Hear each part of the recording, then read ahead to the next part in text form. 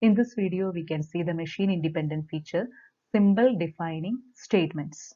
We have already learned the machine independent feature literal. Next is the symbol defining statements.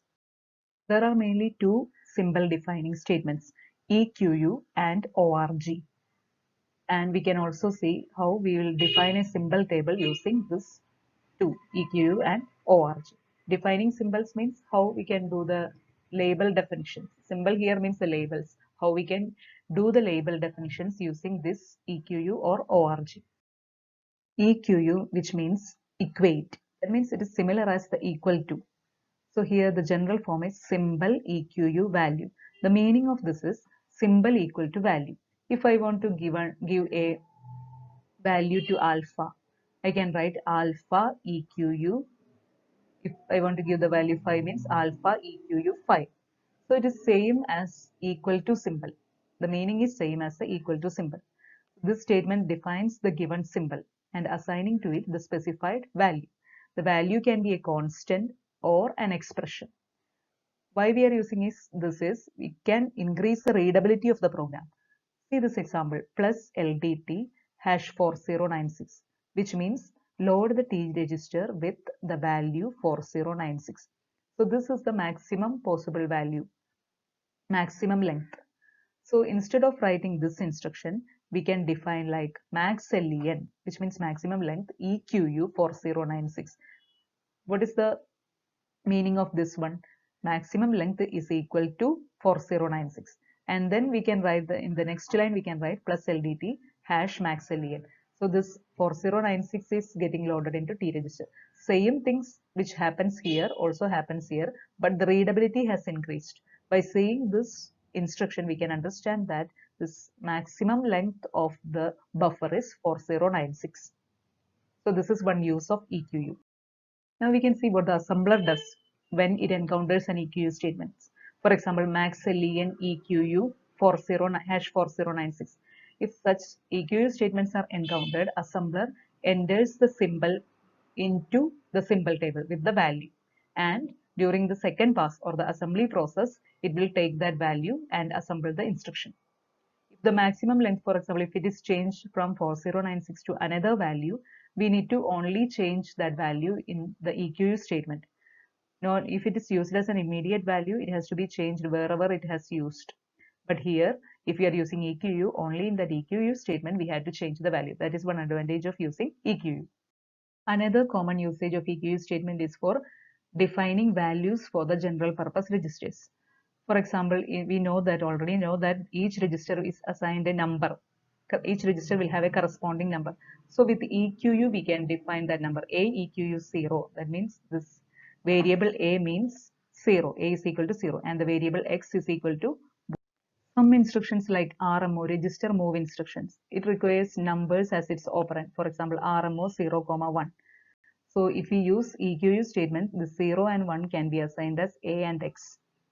So instead of RMO 0, 1, we can use RMO A, X, which is more readable. But there are some restrictions with the EQU statements. That is, whatever we are using at the right hand side of the EQU statement should be predefined. For example, see this one, beta EQU alpha. The alpha is defined here only, alpha reserved 1. So beta EQU alpha, at this time the value of alpha is not known. So beta cannot be assigned to alpha. So as the symbol alpha is assigned to beta before it is defined, the value of alpha is not known. Next symbol defining statement is the ORG. This directive can be used to indirectly assign values to symbol. This ORG is used to change the value in the location counter. The general format ORG value. ORG, for example, ORG 2000 means if I write ORG 2000, then the location counter value is reset to 2000. So when this statement is encountered during assembly of a program, the assembler resets its location counter to the specified value. ORG can be useful in label definitions. There is the same restriction for ORG also as in EQU. That is, while using ORG, the symbol occurring in the statement right hand side, that is the operand side, that should be predefined. See this example, ORG alpha. So here alpha is not defined. So the location counter cannot be reset to this value. Alpha is coming at the end only. So there is this restriction, that is the right hand side should be predefined. Another use of EQU and ORG is defining symbol table. We can see this example. So this is our symbol table named STAB. So this many locations, it has 100 entries and it has 3 columns: symbol, value and flags. So this much space should be reserved for the symbol table. For that purpose, we can use EQU and ORG. Suppose we need to define a symbol table with the following structure. Symbol 6 bytes. 6 bytes for the symbol. From here to here, this 6 bytes. Value, the size of value field is 3 bytes and the size of the flag field is 2 bytes. The symbol field contains a 6-byte user-defined symbol. Value is a one word, which means 3 byte. Flag is a 2-byte field. So now we can see how we will define or allocate this symbol table using EQU and ORG. First, we can see how we will do or how we will define the symbol table using the EQU statement. So this is our table. It has 3 columns. First column is of length 6 byte, second column 3 byte and third column 2 byte, and it has 100 entries. Okay, so the total size of a row is 6 plus 3 plus 2, which is 11. So total 1100 bytes we have to reserve for the symbol table. So that is the first statement. STAB, that is the name of the symbol table. STAB reserved by 1100. Then symbol comes as the first column. So symbol EQU STAB. The STAB address is the same as the symbol address. Then value, how we will get value equal to this STAB plus 6. Plus 6 bytes, if we add, we will get the starting address of this value. So value EQU STAB plus 6. Then flag means this 6 plus 3, 9 we have to add. STAB plus 9. Flags EQU STAB plus 9. This is how we will define the symbol table using the EQU statement. Now we can see the same thing how we will do using the ORG statement. ORG statement means it will reset the value of the location counter. So initially the statement is same, STAB RE reserved by 1100. 1100 bytes are reserved for this STAB. Then ORG STAB, which means the location counter value is now changed to the value of this address of this table, ORG STAB.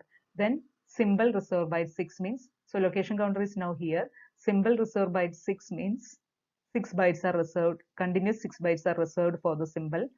Then value reserved 1, which means one word or 3 bytes are reserved for the symbol value. And then flag reserved by 2 means 2 bytes are reserved for the symbol flag.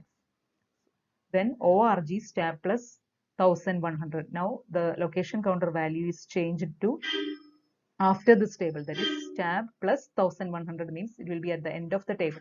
So this is how we will define the symbol table using ORG.